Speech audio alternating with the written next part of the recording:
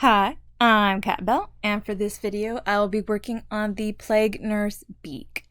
And for that I did make a paper practice sample, and then I'll be cutting it out of fabric. So there's a sample, and to start off with, I'm just going to cut out the pattern. And I'm going to cut with a little bit of space between the pattern and the edge, just to give it a little bit of buffer for the seam allowance. And I completely forgot pins, so now that I have the pins, I can begin pinning the pattern to the fabric.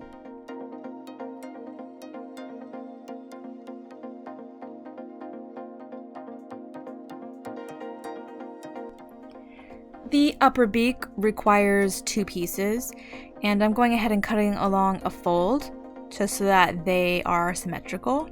If I cut each piece out individually, I run the risk of not cutting them exactly the same.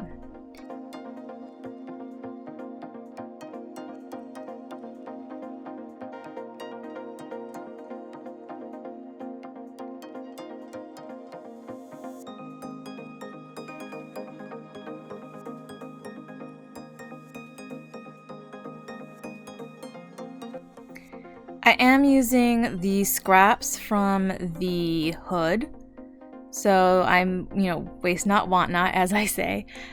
So I'm just finding the best place to place the patterns for the beaks. That way I can have these long strips still for the hoops.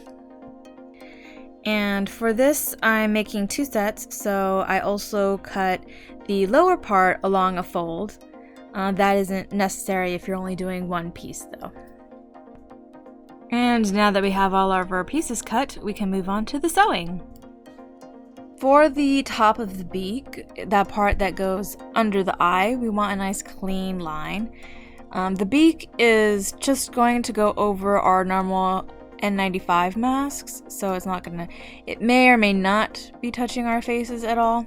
But still, the eye is a very delicate area of the face, so I just want to make sure that that's a nice clean line rather than just being serged. So what I'm doing is just rolling the fabric slightly and then pinning it into place and doing a straight stitch over that. And obviously I do that for both sides, and I did make sure that they were roughly even.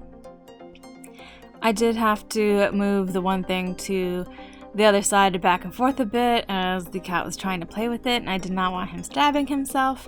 As much as we call him pincushion, that's only when he's getting his shots at the vet, and I don't want him being an actual pincushion.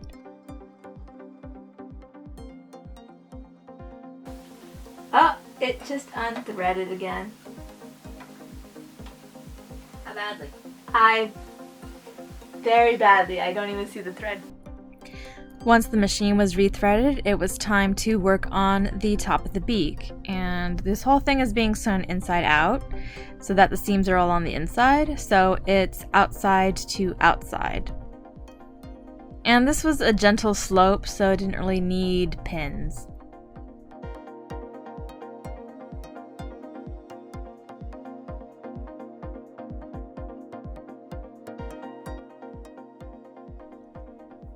With the beak finished, we have one nice long seam across the top.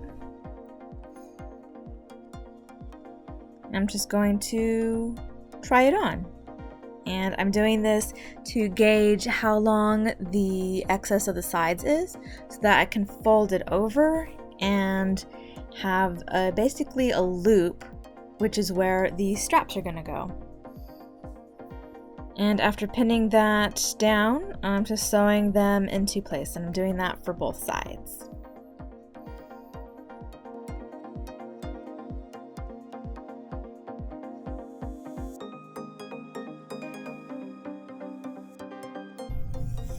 I was just gonna go ahead and pin on the bottom, but then I realized I should probably go ahead and iron the seam flat first. This will give added structure to the beak at the end.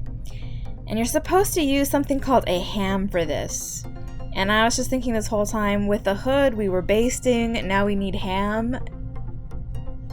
Are we cooking or sewing here? Anyway, for those who aren't familiar, a ham is sort of like an ironing board, except it has curved edges and is roughly shaped like a ham.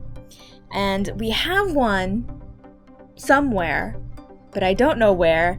And when I was showing my sister what it was shaped like so that she can go find it for me while I did other things, I showed her using this neck heater, and she was like, well, if this is shaped like it, why don't you just use this? It's heat resistant. And I was like, by Jove, you're right. So this is what we went with. Adapt. Improvise. And back to the trusty serger.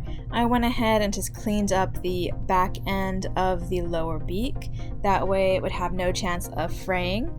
And then I pinned either side of the top of the beak to the lower part.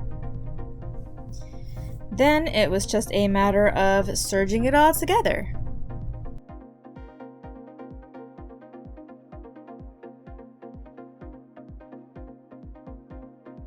I was viciously attacked by the needle breaking.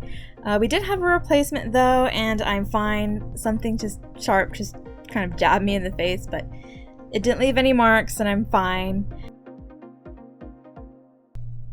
And that finishes this piece. So here it is, still inside out.